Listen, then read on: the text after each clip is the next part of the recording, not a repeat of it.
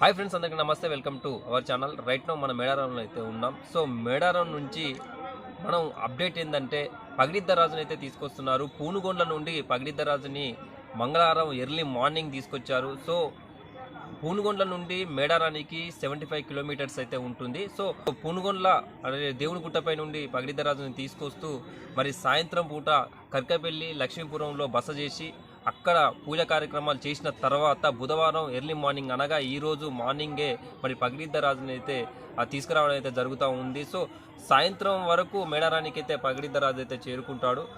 కంప్లీట్గా డీటెయిల్స్ అయితే ఏ విధంగా ఉన్నాయి ఏంటనేది మన వీడియో అయితే చేసినాం అన్నమాట. ఏ విధంగా అనిపించిందో మీరు కూడా చూసి కామెంట్ అయితే చేయండి. సో ఎర్లీ మార్నింగే లక్ష్మీపురం నుంచి అయితే పగిడిద్దరాజు అయితే బయలుదేరినాడు అనమాట.